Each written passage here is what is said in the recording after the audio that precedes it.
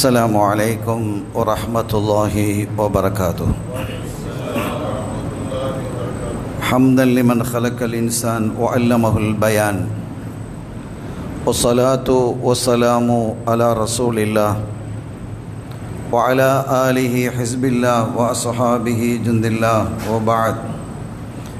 فقد قال الله تعالى في القرآن العظيم والفرقان المجيد: أعوذ بالله من الشيطان الرجيم، بسم الله الرحمن الرحيم، إن الدين عند الله الإسلام وإنك لعلى خلق عظيم.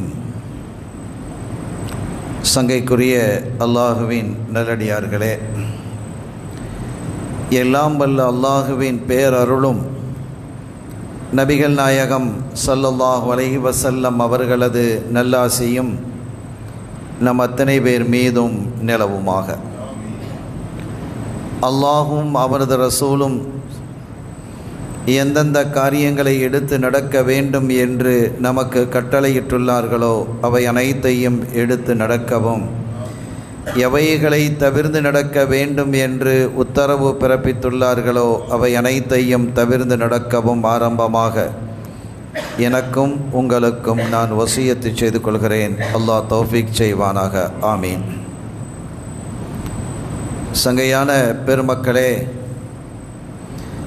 இன்றைய ஹுதுபாவினுடைய உரை நற்குணங்கள் என்ற தலைப்பின் கீழ் இன்ஷா அல்லாஹ் அமையும்.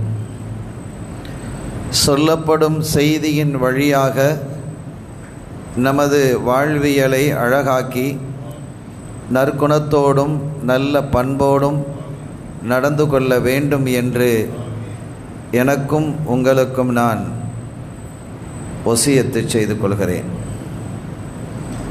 அருமையானவர்களே, இந்த உலகத்திலேயே மிகுந்த நற்குணத்தினுடைய சிகரமாக திகழ்ந்தவர்கள் அருள் நபி ஹாத்தமுர் ரசூல் முஹம்மதுர் ரசூலுல்லாஹி ஸல்லல்லாஹு அலைஹி வஸல்லம் அவர்கள். அவர்களுடைய குணம் குறித்து அல்லாஹ் சொல்லுவான்: வ இன்னக லஅலா ஹுலுகின் அஸீம். நாயகமே, நீங்கள் மகத்தான குணத்தின் மீது இருக்கிறீர்கள், மாண்பான குணத்தின் மீது நீங்கள் திகழ்கிறீர்கள் என்று குர்ஆனின் வழியாக வல்லவனாம் அல்லாஹ் கண்மணி நாயகம் ஸல்லல்லாஹு அலைஹி வஸல்லம் அவர்களை புகழ்ந்து ஏற்றுகிறான். அன்னையர் திலகம் சய்யிதத்துனா ஆயிஷா சித்திகா ரலியல்லாஹு தஆலா அன்ஹா அவர்களுடைய பக்கத்து வீட்டுக்காரர் சஅத் இப்னு ஹிஷாம் ரலியல்லாஹு தஆலா அன்ஹு ஸல்லல்லாஹு அலைஹி வஸல்லம் அவர்களுடைய காலத்துக்கு பின்னால ஆயிஷா நாயகி அவர்களிடத்திலே வந்து இந்த சஅத் இப்னு ஹிஷாம் அவர்கள் கேட்கிறார்கள்: யா உம்மா, தாயார் அவர்களே, அக்பிர்னி அன் குலுகி ரசூலில்லாஹி ஸல்லல்லாஹு அலைஹி வஸல்லம். அம்மா, ரசூல் ஸல்லல்லாஹு அலைஹி வஸல்லம் அவர்களினுடைய குணத்தை பற்றி எனக்கு நீங்கள் அறிவிக்கிறீர்களா என்று கேட்ட பொழுது அன்னையர் திலகம் செய்தத்தின ஆயிஷா ரலியல்லாஹு தஆலா அன்ஹா அவர்கள் திருப்பி கேட்டார்கள்: அலஸ்த தக்ரஉல் குர்ஆன், நீங்கள் குர்ஆனை ஓதுவது இல்லையா என்று கேட்டார்கள். குர்ஆன் ஓதுறீங்க தானே? குர்ஆன் ஓதுறது இல்லையா? இல்லை, ஓதுறனே. ஓதுறீங்க இல்லை? அதில் ஒரு மனிதன் எப்படியெல்லாம் இருக்க வேண்டும் என்று அல்லாஹ் சொன்னானோ, ஒரு மனிதனுடைய குணம் எவ்வளவு உயர்வாக இருக்க வேண்டும் என்று சொன்னானோ, அந்த குர்ஆனாகவே நபிகள் ஸல்லல்லாஹு அலைஹி வஸல்லம் அவர்கள் வாழ்ந்தார்கள். குர்ஆனே அவர்களுடைய குணமாக இருந்தது என்றார்கள். அப்படிப்பட்ட அருமையான குணத்திற்கு சொந்தக்காரர்கள். ஒரு தலைமை பதவிக்கு மிக தகுதியானது நற்குணம்தான். பொறுப்பு வாய்ந்த இடத்திற்கு ஒரு மனிதன் வருகிறான் என்றால் அவனுக்கான தலைமை பண்புகளிலே முதன்மையானது நற்குணம். இந்த நற்குணம் இல்லாமல் தலைமை பதவியை ஏற்றால் ஒன்னொன்னா கலந்து போய்கிட்டே இருப்பான். நம்ம நிறைய இடங்களில் பார்க்குறோம். ஒரு கட்டத்தில் அல்லாஹ் சொல்கிறான், ஃபபிமா ரஹ்மத்தின் மினல்லாஹி லின்த லஹும் வலவ் குந்த ஃபல்லன் கலீதல் கல்பி லன்ஃபது மின் ஹவுலிக். நாயகமே, அல்லாஹ்வின் அருளால் நீங்கள் நற்குணத்தின் மீது இருக்கிறீர்கள், அருளோடு நடந்து கொள்கிறீர்கள், கனிவாக நடந்து கொள்கிறீர்கள், மக்களோடு பிரியத்தோடு இருக்கிறீர்கள், பாசத்தோடு பழகுகிறீர்கள், சொல்லும் வார்த்தைகளில் கனிவு இருக்கிறது, அழகு இருக்கிறது, பண்பு இருக்கிறது, நளினம் இருக்கிறது. ஒருவேளை ஒலவ் குந்த ஃபல்லன் கலீதல் கல்ப், கடின சித்தம் கொண்டவர்களாக நீங்கள் இருந்தால், உங்கள் வார்த்தை கடுமையானதாக இருந்தால், உங்கள் வார்த்தை அடுத்தவர்களை புண்படுத்தக்கூடியவர்களாக அத்தகைய நிலையில் நீங்கள் திகழ்ந்தால், ஃபன்ஃபது மின் ஹவுலிக், இந்த தோழர்கள் எல்லாம், இந்த மக்கள் எல்லாம் உங்களை விட்டு விலகி சென்றிருப்பார்கள். ஆனால் நீங்கள் அப்படி இல்லை, மாறாக மிக கருணையோடு நீங்கள் நடந்து கொள்கிறீர்கள், குணச்சிகரமாக குணக்குன்றாக நீங்கள் திகழ்கிறீர்கள் என்று அல்லாஹ் குர்ஆனின் வழியாக கண்மணி ஸல்லல்லாஹு அலைஹி வஸல்லம் அவர்களை வாழ்த்துகிறான். அருமையான பெருமக்களே, அபூதர்தா ரலியல்லாஹு தஆலா அன்ஹு இஸ்லாம் புதிதாக மக்காவில் அறிமுகப்படுத்தப்பட்ட பொழுது, இஸ்லாம் அறிமுகப்படுத்தப்பட்டிருக்கிறது, ஒருவர் தன்னை நபி என்று, இறை தூதர் என்று அறிவித்திருக்கிறார். இப்போ ஸல்லல்லாஹு அலைஹி வஸல்லம் தன்னை நபின்னு டிக்ளேர் பண்ணியிருக்கக்கூடிய காலம், மக்கால பெரிய பிரச்சனை நடந்துகிட்டு இருக்கு. அப்ப இவங்க வெளியில இருக்கிறாங்க. இது அபூதர்தா ரலியல்லாஹு தஆலா அவர்களுடைய காதிலே விழுந்து தன்னுடைய சகோதரை தம்பியை அழைத்து, நீ மக்காவுக்கு போ, அங்கே ஒருவர் தன்னை நபி என்று சொல்லுகிறாராமே, அவர் யார், எப்படி நடந்து கொள்கிறார், அவர் என்ன செய்கிறார் என்பது பற்றிய தகவலை எனக்கு சேகரித்து கொண்டு வா என்று சொல்ல, அந்த சகோதரரும் அங்கே சென்று மக்காவிலே பார்த்து அவர் திரும்பி வந்து பல விஷயங்களை சொல்லுகிறார். குறிப்பாக ரஅய்துஹு யஅமுரு பிமகாரிமில் அக்லாக், நான் அவர்களை பார்த்தேன், நல்ல குணங்களை ஏவக்கூடியவர்களாக அவர்கள் இருந்தார்கள், நற்குணத்தை ஏவக்கூடியவர்களாக இருந்தார்கள். இந்த நற்குணங்கிறது என்ன அப்படிங்கிறது நீங்கள் நாங்கள் விளங்கணும். ஒருத்தர் நம்மளை இடிச்சிட்டார்னு வைங்க, என்ன இடிக்கிற, இது நற்குணம் இல்லை. என்ன இடிக்கிற, தெரிஞ்சே இடிக்கிறான், நற்குணம் இல்லை. நாம் ஒரு வாகனத்தில் சென்று கொண்டு இருக்கிறோம் என்று வைங்க, நம்ம ஒரு வாகனத்தில் போகிறோம், முன்னால ரோடு ஒரு இன்னொரு வாகனம் சென்று கொண்டிருக்கிறது, இன்னொரு வாகனம் போயிட்டு இருக்குது. அவரை லெஃப்ட்ல போனால் நம்ம என்ன செஞ்சலாம், அவரை ஓவர்டேக் பண்ணி போக முடியும், அதுதான் வழி, அதுதான் முறை. ஆனால் அவர் நமக்கு வழி தரவில்லை, வழி தரல.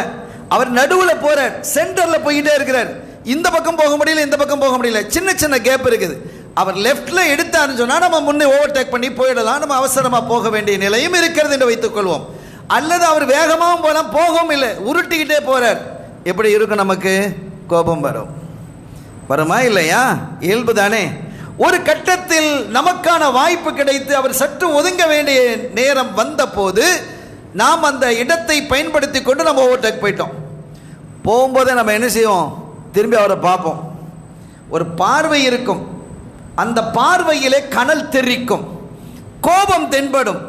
அது மாத்திரமல்ல, இன்னும் ஒரு கோபக்காரராக இருந்தால் முன்னால் சென்று அவர் எப்படி நடுவிலே சென்று கொண்டிருந்தாரோ அதே போல இவர் செல்லுவார், வா பார்க்கலாம் என்று இருப்பாரா இல்லையா? இது நற்குணம் இல்லை என்கிறது இஸ்லாம்.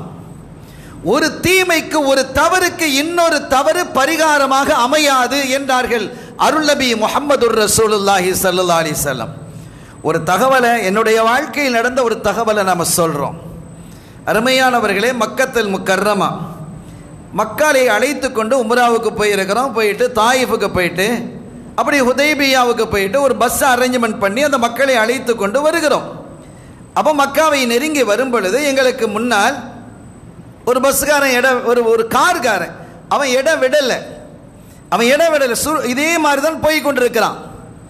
ஆனால் எங்களுடைய இந்த டிரைவர், அவர் ஒரு மிஸ்ரி, அவர் ஹார்னை அடித்து கொண்டே இருக்கிறார், அவன் வழி கொடுக்கிற மாதிரியே இல்லை. ஒரு கட்டத்திலே அந்த காரை நெருக்கி பயமுறுத்துற மாதிரி எல்லாம் செய்கிறார் அவர். மிஸ்ருக்காரன் கோவம் வரும். ஒரு வாய்ப்பு கிடைத்தது, அந்த காரை முந்தி இவர் போனார். போய் அவனுக்கு வழி கொடுக்காமல் போய் கொண்டு இருக்கும் பொழுது பக்கத்தில் நான் இருக்கிறேன். அப்போ நான் சொன்னேன், கால ரசூலுல்லாஹி ஸல்லல்லாஹு அலைஹி வஸல்லம் லா யுஜ்ஸிஉ ஸய்யிஅத்து பிஸ்ஸய்யிஆ, ஒரு தவறுக்கு இன்னொரு தவறு பரிகாரமாக அமையாது என்று சொன்னது. அமைதியாயிட்டார், கேட்டுக்கிட்டார். அவர் அந்த மாதிரி அந்த கோபப்படுறதிலிருந்து அவர் தன்னை வடித்து கொண்டார், விலகி கொண்டார். ஆக ஒரு கோபத்திற்கு, ஒரு பாவத்திற்கு இன்னொரு பாவம், ஒரு தவறுக்கு இன்னொரு தவறு, ஒரு தீமைக்கு இன்னொரு தீமை பரிகாரமாக அமையாது என்கிறார்கள் முஹம்மதுர் ரசூலுல்லாஹி ஸல்லல்லாஹு அலைஹி வஸல்லம் அவர்கள். எனவே இதுதான் நற்பண்பு. அவன் நடந்துக்கிட்டான், அவன் தகுதிக்கு நடக்கிறான், நாம் நம் தகுதிக்கு நடக்க வேண்டும். நாம் ஒரு மூமீனாக இருக்கணும். ரசூலுல்லாஹி ஸல்லல்லாஹு அலைஹி வஸல்லம் அவர்களினுடைய உம்மத்தாக இருக்க வேண்டும் என்று நாம் விரும்பணும். அப்போ தன்னுடைய உம்மத்து எப்படி இருக்கணும்னு ரசூல் விரும்பி இருக்கிறாங்களோ அப்படி இருக்கணும். அன்னையர் திலகம் ஆயிஷா நாயகி சொல்கிறாங்க, ஒரு இரவினுடைய நடுப்பகுதி ஸல்லல்லாஹு அலைஹி வஸல்லம் எழுந்துட்டாங்க. நான் தூங்குறேன்னு நினச்சிக்கிட்டாங்க. நான் தூங்கலை, கண்ணை மூடிக்கிட்டு இருந்தேன், ஆனால் தூங்குறேன்னு நினச்சிக்கிட்டாங்க. அவங்க எழுந்து சற்று வெளியில் போக வேண்டியது அவங்களுக்கு நிலைமை ஏற்பட்டது. ஏதோ ஒரு காரணம், பாத்ரூமுக்கு ஏதோ வெளியில் போகிறாங்க. அவர்கள் மெதுவாக எழுந்து அந்த போர்வையை என் மீது இலேசாக போர்த்தி விட்டு சப்தம் இல்லாமல் நடந்து மெதுவாக காலணிகளை அணிந்து அந்த கதவை அவர்கள் திறக்கும் பொழுது தாழ்பாலை சப்தம் வந்து விடாமல் மென்மையாக திறக்கிறார்கள். காரணம், என்னுடைய தூக்கம் கலைந்து விடக்கூடாது என்பதற்காக. நான் தூங்கிட்டு இருக்கிறேன், அவங்களுடைய தூக்கம் என்ன செஞ்சிடக்கூடாது, மனைவியினுடைய தூக்கம் கலைந்து விடக்கூடாது, அந்த டிஸ்டர்பாக இருக்கக்கூடாதுங்கிறதுக்காக செருப்பை கூட சப்தமாக அணிவது இல்லை. அந்த தாழ்பாலை திறப்பதையோ அல்லது கதவை சாத்தும் பொழுதும் கூட அவர்கள் மென்மையாக நடந்து கொண்டார்கள். நான் ஆச்சரியப்பட்டு போனேன், எத்தகைய ஒரு அற்புத கணவர் எனக்கு கிடைத்திருக்கிறார் என்று. ஸல்லல்லாஹு அலைஹி வஸல்லம் அவர்களுடைய குணம் மிக ஆச்சரியமானது. ஒரு நேரம் அவர்களை காணவில்லை என்றால் நாங்கள் துடித்து விடுவோம். வழமையான சரியான நேரத்திற்கு அவர்கள் எல்லா காரியத்தையும் செய்வார்கள். வீட்டுக்கு வர வேண்டிய நேரத்திலிருந்து சற்று கொஞ்ச நேரம், ஒரு 4 நிமிஷம் 5 நிமிஷம் அதிகமாக நாங்கள் பதைச்சிடுவோம், அப்படி தேடுவோம். அந்த அளவிற்கு மிக மென்மையானவர்களாக, கருணை உள்ளவர்களாக எங்களோடு நடந்து கொள்வார்கள் என்றார்கள். சஃபியா நாயகி ரலியல்லாஹு தஆலா அன்ஹா ஹைபர் யுத்தத்தில் இருந்து திரும்புகிறாங்க. ஸல்லல்லாஹு அலைஹி வஸல்லம் ஒரு இரவு வேளை, ஸல்லல்லாஹு அலைஹி வஸல்லம் முன்னால் உட்கார்ந்துருக்கிறாங்க, சஃபியா நாயகி பின்னால் உட்கார்ந்துருக்கிறாங்க. இந்த ஒட்டகத்தில் சாய்வதற்கென்று ஒரு சாய்மானம் ஒன்று இருக்கும், வச்சிருப்பாங்க. அதை பிடிச்சிக்கிட்டு அவங்க பின்னால் இருக்கிறாங்க. ஸல்லல்லாஹு அலைஹி வஸல்லம் அதில் சாஞ்சிருக்கிறாங்க. சஃபியா நாயகிக்கு தூக்கம் வருது. தூக்கம் வந்து அப்படியே ஆடி ஆடி அனுப்பிச்சிட்டாங்க. டக்குன்னு அதில் முட்டிட்டாங்க. அந்த கட்டை மாதிரி சாயக்கூடிய அந்த பகுதியில் முட்டிட்டாங்க. இப்படி ஒன்று நம்முடைய மனைவிக்கு நடந்தால் பார்த்து செய்ய மாட்டியாம்மா, கொஞ்சம் அப்படி கேட்குறதா இருந்தா, உனக்கு ஒரே எல்லா நேரத்தும் தூக்கம் தானா, அது கொஞ்சம் கோபத்தில் வரும். உனக்கு தூங்கிட்டே கிடப்பியா அப்படின்னு நம்ம கேட்போம். அல்லது கொஞ்சம் கருணை அடிச்சுனா கொஞ்சம் பார்த்து செய்ய மாட்டியான்னு சொல்லுவோம். ஸல்லல்லாஹு அலைஹி வஸல்லம் அப்படி செய்யல. முதலாவதாக என்னை தடவி விட்டார்கள். என் நெற்றி பட்ட இடத்திலே தடவிட்டு கொஞ்சம் நிதானமாக, மகளன் யா சஃபியா, கொஞ்சம் பார்த்து, தலையில் அடிக்குதே காயப்பட்டுடக்கூடாது, பார்த்து முதலாவது தடவி விட்டு அதற்கு பிறகு சொல்லுகிறார்கள், மகளன் யா சஃபியா, சஃபியா ரொம்ப கொஞ்சம் கவனமாக இருங்க, கொஞ்சம் கவனமாக இருங்கம்மா, தலையில் முட்டி காயப்பட்டு கொள்ளாதீர்கள் என்று என்ன செய்தார்கள், அறிவுறுத்தினார்கள். அப்போ அறிவுறுத்துறதுக்கு முன்னால் தடவி விடுறாங்க. இது பண்பு, இது நற்குணத்தினுடைய வெளிப்பாடு என்பதை நாம் புரிந்து கொள்ள வேண்டும். இந்த அடிப்படையில் சஹாபிகளும் தங்களுடைய வாழ்க்கையை கொண்டு வந்தாங்க. இப்னு உமர் ரலியல்லாஹு தஆலா நம்ம வீட்டில் ஒரு ஆடு அறுக்கப்பட்டது. ஒரு ஆடு அறுக்குது. ஆடு அறுக்கப்பட்ட பொழுது அவங்க வெளியில் போயிட்டு வெளியில் வந்தாங்க. இல்லை சமைச்சாச்சா? ஆமாம் சமைச்சாச்சு. பக்கத்து வீட்டுக்காரங்களை கொடுத்து விட்டீங்களான்னு முதல் கேள்வி. அண்டை வீட்டுக்கு பக்கத்து வீட்டில் யார் இருக்கிறான்னா ஒரு யூதன் இருக்கிறான், யகூதி தான் இருக்கிறான், முஸ்லீம் இல்லை. ஒரு யூதன் இருக்கிறான். லி ஜாரினல் யகூதி, நமது அண்டை வீட்டுக்காரனாக இருக்கக்கூடிய யகூதிக்கு நீங்கள் கொடுத்து விட்டீங்களான்னு கேட்குறாங்க. ஏன் தெரியுமா? அவங்க சொல்றாங்க, ஸல்லல்லாஹு அலைஹி வஸல்லம் அவர்களுக்கு அவர்கள் பல தடவை சொல்வதற்கு நான் கேட்டிருக்கிறேன், அண்டை வீட்டுக்காரனுக்கு சொத்திலும் பங்கு வந்து விடுமோ என்று எண்ணும் அளவிற்கு ஹக்குகள் இருக்கிறது, நீங்க அவங்களுடைய உரிமைகளை பேண வேண்டும் என்றார்கள். அடுத்த வீட்டுக்கார முஸ்லீமா முஸ்லீம் இல்லையான்னா நீங்க பார்க்க கூடாது. யாராக இருந்தாலும் உங்கள் சமைக்கக்கூடிய உணவிலிருந்து ஒரு பகுதியை நீங்கள் கொடுத்து விடுங்கள் என்கிறார்கள். இதா தபக்தும், நீங்கள் சமைத்தால் ஒரு நல்ல மனம் வருதுன்னு வைங்க, நம்ம சமைச்சோம், இது சாதாரணமாக நம்ம எடுத்துக்கொண்டு போக முடியாது. ஸல்லல்லாஹு அலைஹி வஸல்லம் அவருடைய வார்த்தை அல்லவா அது? அவர்கள் பேசுவதெல்லாம் அல்லாஹ் பேசுவது அல்லவா அது? அப்போ பக்கத்து வீட்டில் நீங்கள் நம்ம சமைக்கும் போது அந்த வாடை அங்கே வரும், குழந்தைகள் இருக்கும், மணக்குதே அப்படின்னு வருமா இல்லையா? அப்போ சைக்காலஜிக்கலாக உளவியல் ரீதியாக ஒரு தாக்கம் ஏற்படுகிறது. அது ஒரு தனி உலகம் அது. எனவே தான் நீங்கள் அந்த உணவில் ஒரு பகுதியை நீங்கள் கொஞ்சம் சால்னாவை கொஞ்சம் அதிகப்படுத்திக்கங்க, சால்னாவை அதிகப்படுத்துங்கிறாங்க. சொல்லலாம் அக்குதீருமா ஆஹா, அந்த இறைச்சியினுடைய அந்த சமைக்கக்கூடிய அந்த பொருளினுடைய சால்னாவை ஆணத்தை அதிகப்படுத்துங்க, அண்டை வீட்டுக்காரர்களுக்கும் பகிர்ந்து கொடுங்க என்று சொல்லுகிறார்கள் ஸல்லல்லாஹு அலைஹி வஸல்லம் அவர்கள். என்றால் எவ்வளவு கவனமாக இருக்கணும், எவ்வளவு நற்குணத்தோடு நாம் நடந்து கொள்ளணும். இந்த பாரசீகத்தை சார்ந்த ஒரு மனிதர், நல்ல சமையல்காரர், நல்ல அருமையாக சமைப்பார். அவர் சமைச்சாலே, மதீனாவில் அவர் குடியிருந்தார். சில இடங்களில் நீங்கள் நம்ம ஊர்லேயும் கூட, ஒவ்வொரு ஊர்லேயும் கல்யாணத்துக்கு இன்றைக்கி யார் சாப்பாடு வைக்கிறேன், ஒரு விருந்தாளி சமைக்கிறதுக்குன்னு ஆட்கள் இருப்பாங்க இல்லையா? உங்கள் வீட்டில் இன்றைக்கி நாளைக்கு கல்யாணம்ல யார் சமையல், இவர், ஓ அவரா டாப்பாக செய்வார் சொல்லுவோமா இல்லையா? ஒரு திறமையான ஒரு சமையல்காரர் இருப்பார். அதே மாதிரி இந்த பாரசீக சமையல்காரர் ரொம்ப அருமையாக அவர் சாப்பாடு அவர் சமைச்சாலே தனியுது. சிலருக்கு அந்த கைப்பக்குவம் என்பது இருக்கும், அது அல்லாஹ் கொடுத்தது. சில வீடுகளில் சாப்பிட்டாலே அந்த திரும்ப அந்த வீட்டுக்கு போய் சாப்பிடணுங்கிற மாதிரி உணவு வரும், அவ்வளோ சுவையாக செய்வாங்க. அது அல்லாஹ். அதே மாதிரி இந்த மனிதருக்கு ஒரு நாள் அவர் வந்து அழைக்கிறார், ரசூலுல்லாவுக்கு விருந்து கொடுக்கணும்னு இவருக்கு ஆசை. வந்து யாரும் சொல்ல எங்கள் வீட்டுக்கு விருந்துக்கு வாங்கலேன் அப்படிங்கும்போது சலதாசன் கேட்குறாங்க, அப்போ ஆயிஷா நாயகி வீட்டில் இருக்கிறாங்க, ஆயிஷாவுமா அப்படின்னு கேட்குறாங்க. இல்லை இல்லை நாயகமே நீங்கள் மட்டும்தான், நான் வரலங்கிறாங்க, நான் வரலை அப்படிங்கிறாங்க. அவர் போயிட்டார், அவரால் பொறுக்க முடியல, திருப்பி வர்றார், நாயகமே சாப்பாட்டுக்கு வாங்கலேன், வர்றேன் ஆயிஷா கூட்டிகிட்டு வரவா, இல்லை இல்லை நீங்கள் மட்டும்தான். ஏன்னா அவர் சமைச்சிக்கிறத கொஞ்சம் தான், இருக்கிறதே ஒரு ஆளுக்கான உணவு, அது ஆயிஷா நாயகம் வந்துட்டால் ரசூல்லா நிறைவாக சாப்பிட முடியாது அப்படின்னு அவர் நல்ல எண்ணம் தான் கொள்றார், அவர் நல்ல எண்ணம் கொள்றார். ஆனால் ஸல்லல்லாஹு அலைஹி வஸல்லம் அவர்கள் வந்து கை வைத்தால் அது எவ்வளவு பெரிய பரக்கத்து, அது எத்தனை பேருக்கு இருக்கும் என்பதெல்லாம் நீண்ட வரலாறு இருக்கிறது. அது வேறு. இந்த மனிதர் அதுக்கு அது தெரியல. ஆனாலும் ஆயிஷாவான்னு இவங்க கேட்ட உடனே அவர் மறுத்துட்டார், நான் வரலங்கிறாங்க. மூன்றாவது முறையும் அவர் போயிட்டு திருப்பி வர்றார், அவரால் முடியல. ரசூலுல்லாவுக்கு வேண்டி ஸ்பெஷலாக வேற சமைச்சு வச்சிருக்கிறார். நான் வாங்கலேன் அப்படின்னு ஆயிஷாவுமான்னு திரும்பவும் கேட்குறாங்க. இல்லை நீங்கள் மட்டும்தான். காரணம் அவர்கிட்ட இருக்கிற உணவு ஒரு ஆளுக்கு உள்ள உணவு. போயிட்டார். நாலாவது முறையும் வந்தார், சரி பார்த்துக்கலாம் அப்படின்னு வந்து, நான் வாங்கலேன். ஆயிஷாவுமா சரி வாங்க, கூட்டிகிட்டு போயிட்டாங்க. போய் சாப்பிட்டுட்டு வந்தாச்சு. சாப்பாடு பறக்காது. சாப்பிட்டு முடிச்சது பிறகு அந்த சாப்பாடு மிச்சம் இருக்குது, அது வேறு விஷயம். இப்போ நாம் கேட்கக்கூடிய ஒரு கேள்வி என்னன்னா, உங்களை ஒருத்தர் விருந்துக்கு கூப்பிடுறார், யாரோ ஒருத்தர் வந்து விருந்து கூப்பிடுறார், ஒன்று வர்றேன் அல்லது வர முடியல, எனக்கு உடல் சரியில்லை, அல்லது நான் வெளியூர் போகணும், இல்லை வர முடியல, ஏதோ ஒரு காரணத்தை சொல்லலாம். என் மனைவி நான் கூட்டிகிட்டு வருவேன் நீங்கள் சொல்வீங்களா? அது நாகரிகமா? யோசிங்க. நாகரிகமா என் மனைவியை நான் கூட்டிகிட்டு வரட்டுமா அப்படின்னு நீங்கள் கேட்பீங்களா? கேட்க மாட்டோம். ஸல்லல்லாஹு அலைஹி வஸல்லம் கேட்டாங்களே, உலகத்திற்கே நாகரிகத்தை படித்து கொடுத்தவர்கள் இல்லையா? ஏன் அப்படி கேட்டார்கள்? அறிஞர்கள் விளக்கம் எழுதுகிறார்கள். 3 நாட்களாக வீட்டிலே உணவில்லை, ஆயிஷா நாயகி பசியோடு இருக்கிறாங்க.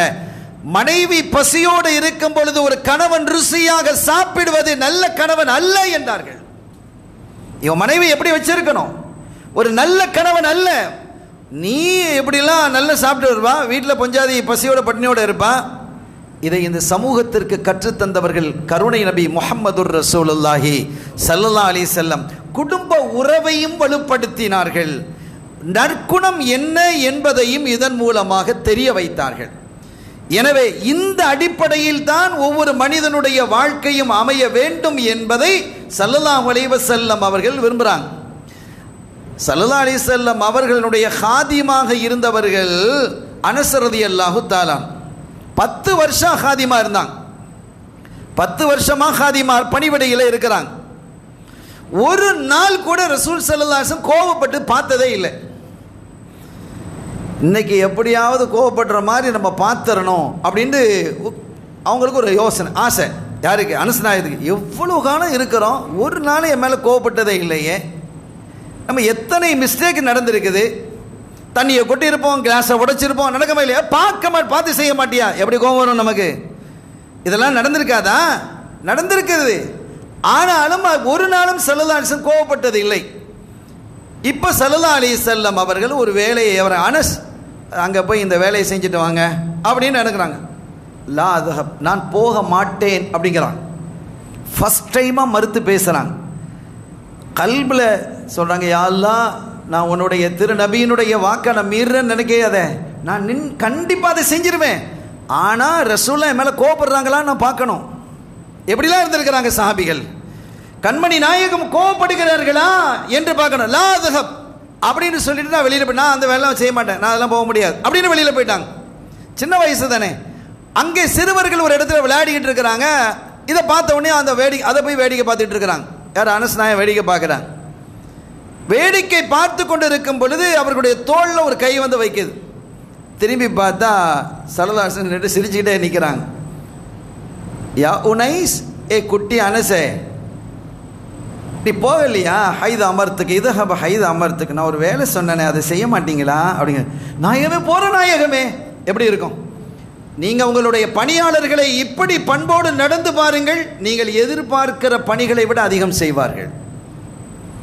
நம்முடைய பணியாளர்கள், நம்முடைய வேலையாட்கள், நம்முடைய பியூன், அவர்களிடத்திலே நாம் எப்படி நடந்து கொள்கிறோம்? அதிகார வர்க்கத்தில் இருக்கக்கூடியவர்கள், வசதியிலே வாய்ப்புகளில் இருக்கக்கூடியவர்கள், பதவியில் இருக்கக்கூடியவர்கள், நமக்கு கீழே இருப்பவர்கள். ஒரு கட்டத்தில் அனஸ் நாயகம் சொல்றாங்க, ஏன் இதை நீ செய்தாய் என்று ரசூல் எப்போதும் கேட்டதில்லை, ஏன் இதை நீ செய்யவில்லை என்றும் கேட்டதில்லை. ஏன்னா அந்த அளவுக்கு அவங்களும் நடந்துக்கிட மாட்டாங்க. கண்மணி நாயகம் ஸல்லல்லாஹு அலைஹி வஸல்லம் அவர்களுடைய கருணையான நடவடிக்கைகள்.